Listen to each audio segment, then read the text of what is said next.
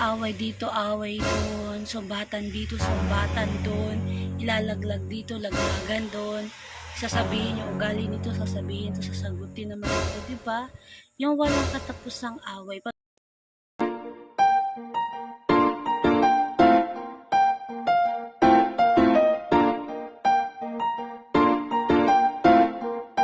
Guys, welcome sa aking YouTube channel, Kalingap Grace Official.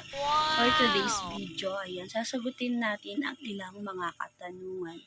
Kung bakit nga ba ang daming galit sa mga kalingap ngayon, bakit ang daming nag-aansab, ano pa, mga iba't ibang katanungan about sa mga kalingap. So anyway, meron lamang po akong tatlong isasagot na mga kadahilan. So ito po ay aking sariling opinion lamang. Kung mag-a-agree po kayo, just comment down below sa comment section if you agree. Kung hindi, okay lang naman po. Ito po ay hindi issue at hindi dapat pag-awayan.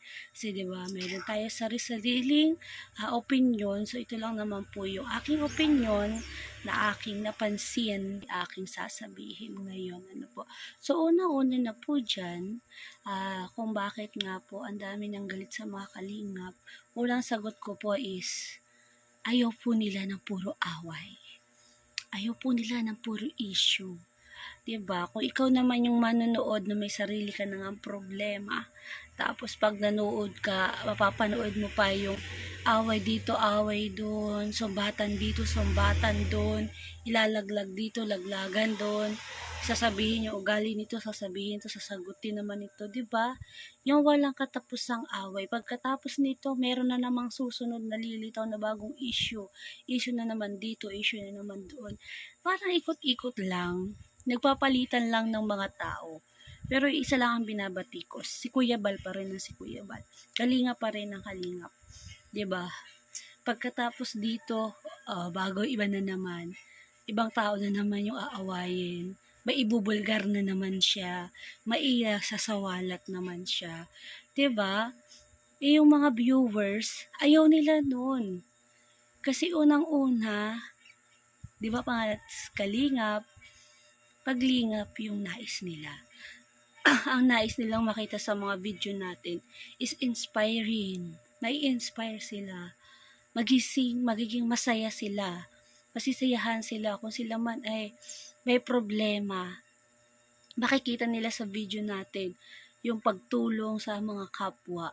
Isang kagalakan yun sa mga manunod. Kaya nga sila hindi nag-i-skip ng ads para lumaki yung revenue natin as mas marami pa tayong matulungan, 'di ba? Yun yung ayaw ng mga viewers sa mga kalingap ngayon, yung puro away. Yun po yung una. Pero anyway naman, meron pa din namang gusto, 'di ba? Kasi 'di ba, real talk, ang lalaki ng views kapag issue ang usapan. So madaming marites, aminin nyo, madaming marites dito sa sa mga kalingap, madaming marites kasi lalaki ng views kapag issue ang usapan. So pangalawa nga, napansin ko nga po is ang daming galit sa love team. Ayaw nila, actually hindi naman nila ayaw ng love team. Ang point lang nila at ang tanong nila is, bakit parang puro love team na lang? Nasa na yung mga matatanda na tinutulungan? Yun lang naman yung question nila. Nagtataka sila kasi bakit parang love team na lang? May buong love team, bago na namang love team. Yun lang naman yung nagtataka sila at may hinahanap nga sila. May hinahanap sila na tawag nito, hinahanap nila yung mga dating matatanda na natutulungan. Hindi naman sila talaga as in ayaw ng love team. Gusto din nila, kaya lang gusto din naman nila makita yung ibang matatanda na natutulungan. And then, pero aminin nyo ulit na ang daming kinikilig. 'Di ba? Kasi hindi lalaki ang views ng mga love team kung hindi sila kinikilig. Ang daming nag-aabang sa mga love team, ang daming kinikilig. Kasi, yun nga, nakakabigay din sa kanila ng kasiyahan. Masarap din sa pakiramdam nila na kung may mga thunders na nanonood, parang bumabalik sila sa pagkabata. Parang nai-inlove ulit sila. Gano'n naman yung naibibigay ng love team. Kaya lang nga, yung iba, may hinahanap lang sila na nasaan na yung ibang matatanda. Yung iba nga sinasabi, parang hindi na to, hindi na to yung kalingap. Parang nagbago na, sana ibalik sa dati. Kasi yung naghahanap sila, yung mga ibang matatanda na natutulungan ng kalingap. Ano po, so yun lang naman po yun. At ang pangatlo po natin ay yung mga kung bakit ang daming galit sa mga kalingap ay yung mga pangakong napako. Yun, naghahanap na naman sila. Kasi 'di ba, wala silang hahanapin kung hindi sila napangakuan, 'di ba? Kasi maraming nagko-comment lagi kahit sa ang vlog. Nasaan na yung pangako mo ka dito, pangako mo dito, yung pabahay dito, yung ayuda dito, monthly asa na yun. So yung iba, sila yung nag-expect na makikita nila lagi iyon kasi nga narinig nilang ipinangako. So ang daming nagtatanong nasa na yung pangako. Bakit hindi natupad? Anong nangyari? So, yun yung hinahanap nila. Kaya yung iba, nagagalit na sila sa kalingap.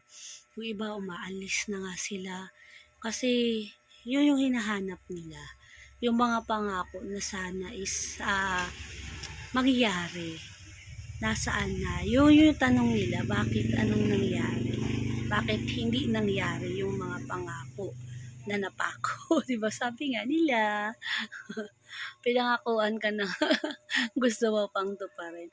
So anyway, ang importante naman po ngayon is kahit paano po, tumutulong pa rin po. Yun naman po talaga yung pinaka-best.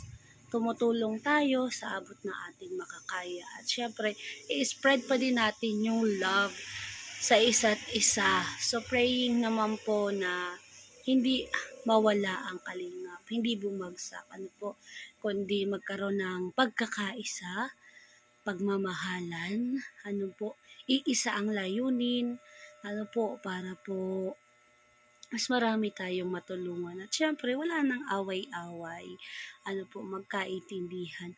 So, yan lang po ang aking vlog for today's video.